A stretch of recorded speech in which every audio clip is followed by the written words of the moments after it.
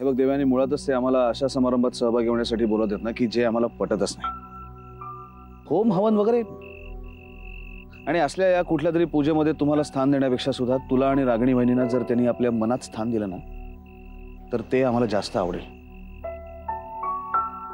असं वरवरचं नको ग, मनापासून बोलू ना हवं ना. होईल, तू म्हणतोयस ना तसं नक्की होईल. थोडासा वेळ जाऊ दे. आणि विक्रम, निमित्त काही असो, साईमा जर आपल्याला घरी बोलावणार असतील तर ती आनंदाचीच गोष्ट आहे ना. फक्त त्यासाठी तू हो बोलायला हवंस. प्लीज विक्रम, प्लीज हो बोल ना. विक्रम प्लीज. विक्रम. ठीक आहे, हो आम्ही तयार होतो यार. थँक्स.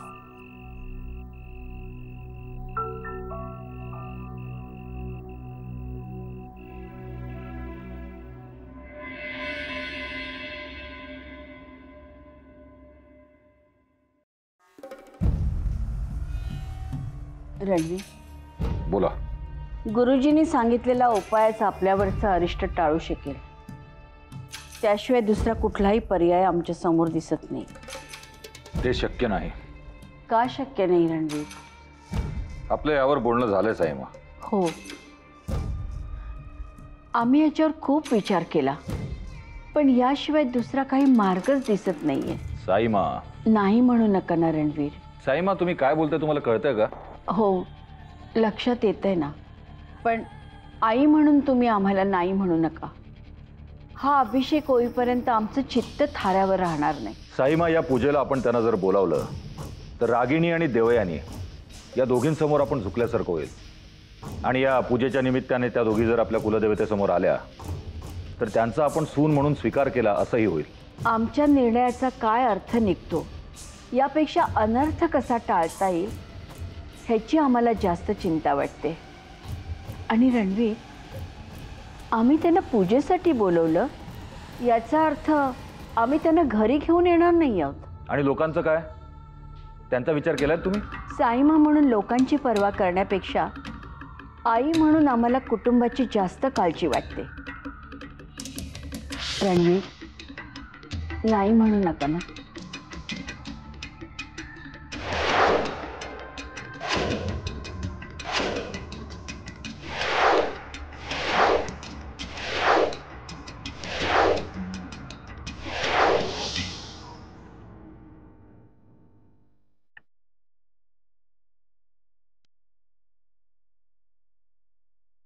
ठीक आहे, जशी तुमची इच्छा.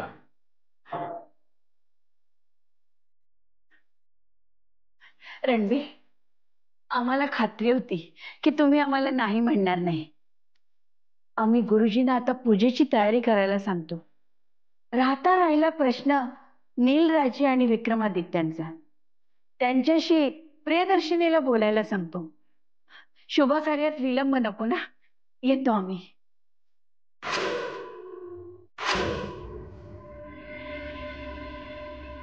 आई देऊ हे घे. काय, कुठून येतेस? अगं मार्केटमध्ये गेले होते म्हणून तुझी आणि दादूंची औषधही घेऊन टाकली. ती औषधही आहेत आणि थोडंसं सामानही. अगं कशाला सगळं आणत बसलीस? उगाच धावपळ तुझ्या जीवाची. आई अगं धावपळ कसली? आणि आता मेडिकल शॉपमधनं पटकन जाऊन औषध आणायला साक्षी आहे का घरात? काका बिचारा एकटा काय काय करेल आता? अगं बघ ना, साक्षी ट्रेनिंगला जात नव्हती तर आपण तिच्या मागे लागलो होतो आणि आता ती गेलीये. घर नुसतं खायला उठतं ग. कधी कधी तर मी हाका मारत बाहेर येते आणि मग माझ्या लक्षात येतं की साक्षी आहे कुठे. आई पण आता सगळं व्यवस्थित चाललंय की नाही? पण चल चला. नाही नाही नको आई, मी घरी जाते. मला खूप काम आहे, उशीर होतोय आई. बरं हां चल येते. देऊ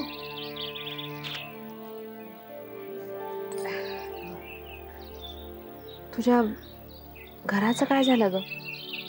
म्हणजे ते कर्जाचा प्रश्न होता ना. आई त्याची आता तू अजिबात काळजी करू नकोस. विक्रमनी सगळं कर्ज फेडलंय. अगं काय सांगतेस काय? हो, आता ना फक्त त्या नवीन शाळेसाठी जरा धावपळ सुरू आहे. त्याच गडबडीत आहे. होईल पण ते पण लवकरच होईल. मग तू बघशीलच, तुझ्या एका मुलीची नवीन शाळा उभी असेल आणि दुसरी मुलगी पोलीस इन्स्पेक्टर झालेली असेल. चला येऊ आता. अगं चहा तरी घेऊन जा. नको आई, खरंच नको. मी येईन ना नंतर आरामात तुझ्याशी गप्पा मारायला. हा चल. बर, पण नेहमी नेहमी येत जा ग. तूही नाहीस आणि आता साक्षीही नाही. मनच लागत नाही ग कुठल्या कामात. येईन लवकरच परत येते. हा? नीट जा.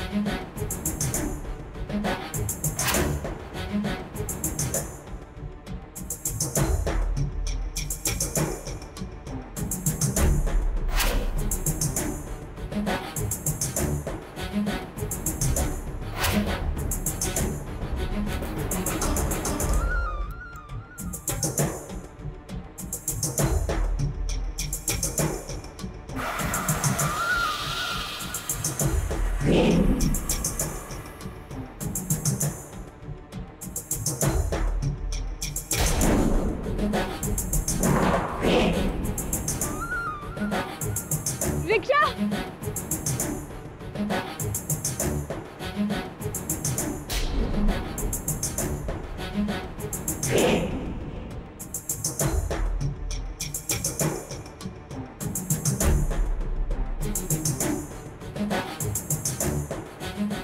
मी उगाच घाबरले. मला असं वाटतं की फास झाला असावा. पण तो माणूस कोण होता? असेल कोणते? शी, काय चाललंय माझं हे?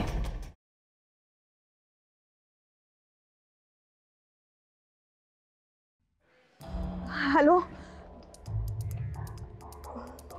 विक्रम. हां बोल. कुठे आहेस? मी आत्ताच आपल्या घराच्या गेटजवळ आहे. कुठे गेली होतीस? अरे ते खरेदी करायची होती म्हणून जरा बाहेर पडले होते. मग येताना आईची औषधं द्यायला घरी गेले होते. तू बोल, तू का फोन केलायस? ऍक्च्युली आम्ही तुला एका खास कारणासाठी फोन केला होता. खास कारण? बोल ना. आज रात्रीचं जेवण बनवू नकोस. आपण दोघे नेबिलामध्ये चालू जेवण. आमचं काम आटोपलं की आम्ही तिकडे येतो. बरोबर 8:30 वाजता आपण तिकडे भेटूया. का असं अचानक बाहेर जेवायला जायचं का ठरवलं? आजचा दिवस लक्षात नाही आहे ना? आमच्या अतिशय चांगला लक्षात आहे आजचा दिवस. देवयानी, आजच्या दिवशी आम्ही पहिल्यांदा तुझ्या घरी आलो होतो आणि आजच्या दिवशीच आम्ही पहिल्यांदा तुला बघितलं. अच्छा, हे कारण आहे. आणि नेब्युलाच का? नेब्युलाच का? कारण आम्ही तिथे तुला पहिल्यांदा प्रपोज केलं होतं. आणि तुला माहिती आहे आम्ही तुला नेब्युलामध्ये का बोलवलं होतं? का? याचं कारण तुमच्या शारदा सदनपासून ते जवळ होतं आणि तुला खूप लांब यायला लागू नये म्हणून तुला आम्ही नेब्युलामध्ये बोलवलं. ठीक आहे कळलं.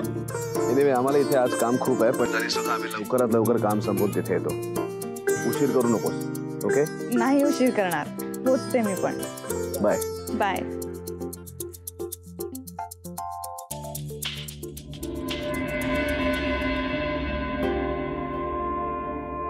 काय सर, डिनर? डिझाईन कधीपर्यंत पूर्ण होईल? सर अजून कमीत कमी 2-3 दिवस तरी लागतील. उद्यापर्यंत व्हायला पाहिजे. तेवढा वेळ नाही आमच्याकडे. That's final. ठीक आहे सर, करतो.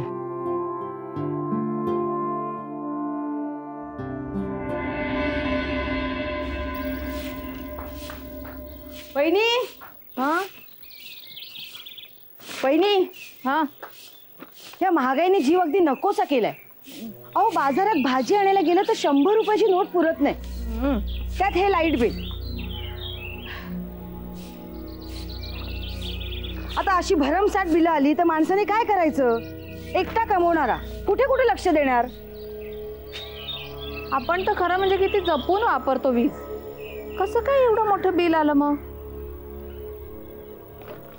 तेच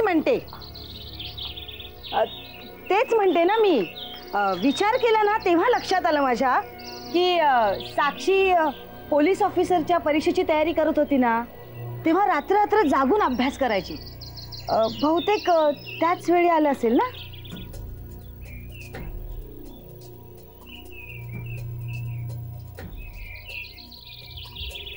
अभिलाषा, तू या बिलाची अजिबात काळजी करू नकोस.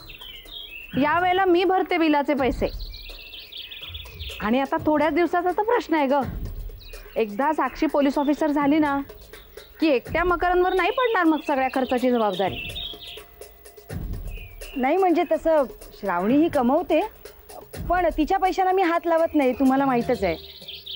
शेवटी ती मुलगी आहे. उद्या तिने कमवलेले पैसे तिच्या लग्नात उपयोगी पडतील. पण ह्यावेळी जरा जास्तच बिल आलं नाही. अगं तुला सांगितलं ना, तू नको काळजी करूस. देऊचं कसं चाललंय? ठीक आहे ना? नाही म्हणजे हल्ली आणि बाहेरच्या बाहेर गेली म्हणून विचारलं. अगं ते होय, जरा गडबडीत होती म्हणून. पण सगळं व्यवस्थित छान चाललंय तिचं. आणि आता तर विक्रमनी घराचे पूर्ण पैसे भरलेत, त्यामुळे ते घर त्यांच्या मालकीचं झालंय.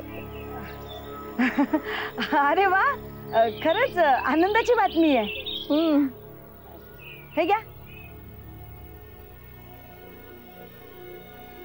वहिनी. बिलाची शेवटची तारीख लक्षात ठेवा, नाहीतर उगाच दंड भरावा लागेल ना, म्हणून म्हटलं. हो हो.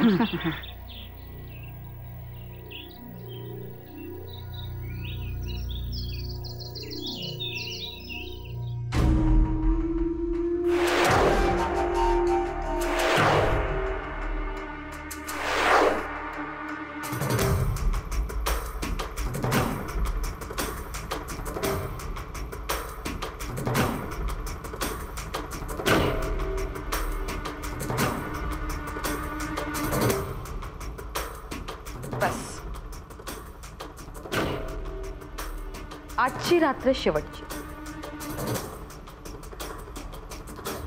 उद्याचा दिवस एक नवीन आशा घेऊन येणार आहे तुझ्या आयुष्यात नताशा. पण राजेश शिर्केंचं काय?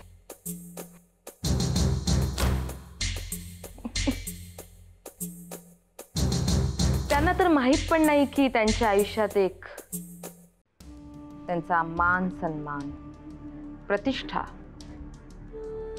आणि सगळ्यात महत्त्वाचं म्हणजे त्यांचा अहंकार सगळा धुळीला मिळणार आहे. ज्यांनी अनेकांना नामोहरण केलं, आपल्या टाचे खाली ठेवलं, त्या रणवीर राजे शिर्केला मी माझ्या बोटांच्या इशाऱ्यावर नाचवणार आहे.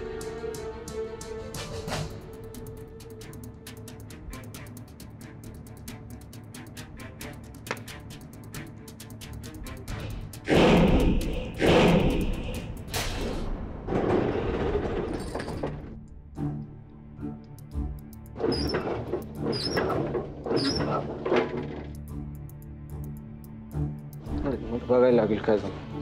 काय झालं? बघायला लागेल काय खराब झाले, बघायला लागेल.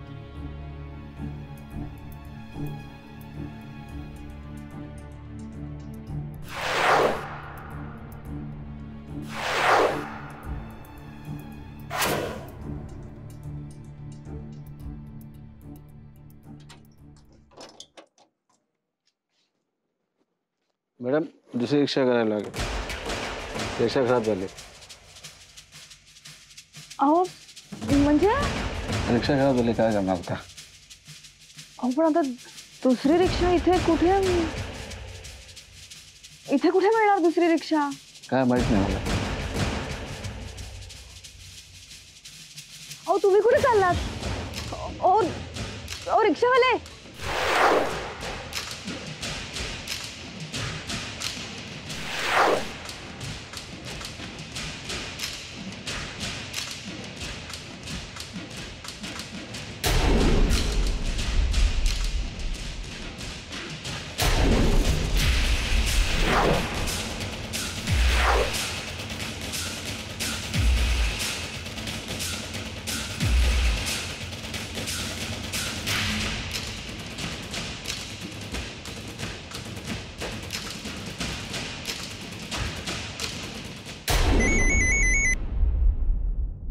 हा बोल. विक्रम विक्रम कुठे आहेस तू? तू पोचलीस? हो सॉरी सॉरी सॉरी. हे बघ, आम्हाला इकडे खूप काम होतं, पण आम्ही आता निघतोय. विक्रम काय झालं? विक्रम मी हॉटेलमध्ये तुला भेटायला निघाले होते, पण इथे माझी रिक्षा बंद पडली रस्त्यात. अगर रिक्षा बंद पडली तर दुसरी रिक्षा घे. तू पोहोच हॉटेलमध्ये, आम्ही येतोच आहे. एक एक एक एक एक मिनिट. रिक्षा बंद पडली म्हणून एवढी घाबरलीस तू? नाही विक्रम, मी तुला सांगितलं नाही, पण सकाळपासून माझा कोणीतरी पाठलाग करते आणि आता तुझा मला तसंच वाटतंय. विक्रम मी इथून आईच्या घरी जाते, ते घर जास्त जवळ. देवयानी आधी आमचं ऐकून घे, आम्ही काय म्हणतो ते. हे बघ, तू आधी शांत हो, रिलॅक्स हो, एक्साइट होऊ नकोस. ऐकतेस का आमचं? दुसरी रिक्षा तुला मिळेल, आरडाओरडा करू नकोस, शांत हो. नाही इथे रिक्षा विक्रम, कोणच नाही. दुसरी रिक्षा तुला मिळेल, जरा धीर धर. मला खूप भीती वाटते. हे बघ फोन चालू ठेव, फोन बंद करू नकोस. दुसरी रिक्षा मिळेपर्यंत फोन बंद करू नकोस. तू घरी पोहोच, आम्ही येतोच आहे लगेच. ताबडतोब निघतोय आम्ही. ओके, घाबरू नकोस, फोन चालू ठेव तू. Hello hello. हा आम्ही निघालोय. ओके चल.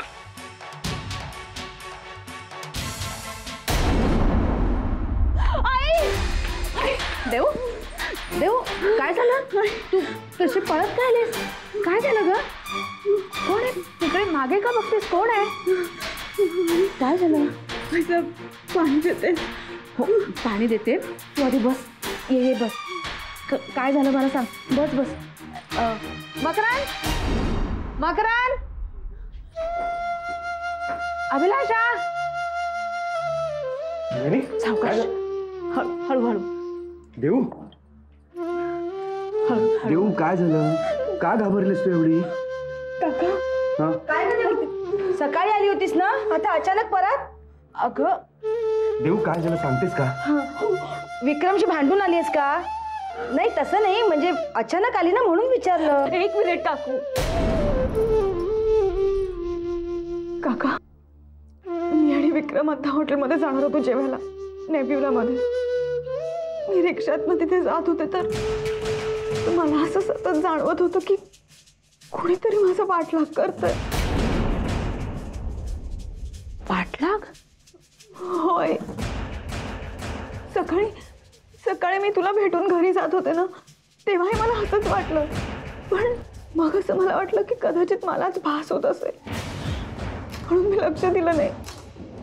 पण काका आत्ता मी घरून निघाले ना, तर रस्त्यात रिक्षा बंद पडली आणि मग तो रस्ता खूप निर्जन होता. मग त्या निर्जन रस्त्यावर मला सतत असं वाटत होतं की कोणीतरी आहे आणि माझं पाठलाग करतंय, म्हणून मी सरळ इथेच निघून आले. पण देऊ, तुझा पाठलाग कोण आणि का करेल? माहित नाही काका. मला माहितीये, हा विक्रमचा शत्रू असणार. या मोठ्या लोकांचे ना मित्र कमी आणि शत्रू जास्त असतात. नाहीतर मला काय वाटतं, रणवीर राजेशिर्केंचा माणूस असेल. हे राजेशिर्के कुणाचं कधी काय करतील काही सांगता येत नाही. नशीब इथपर्यंत सुखरूप आली. झाली, संपली अक्कल? गप्प बसशील जरा आता? देऊ मला सांग, विक्रम कुठे आहे? त्याला हे सगळं माहिती आहे का?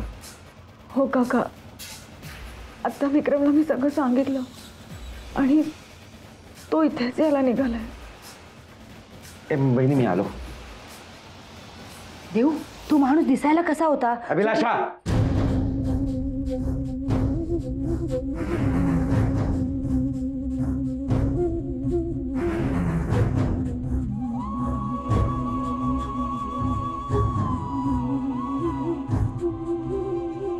नको काळजी करूस, आता आलीयस ना इथे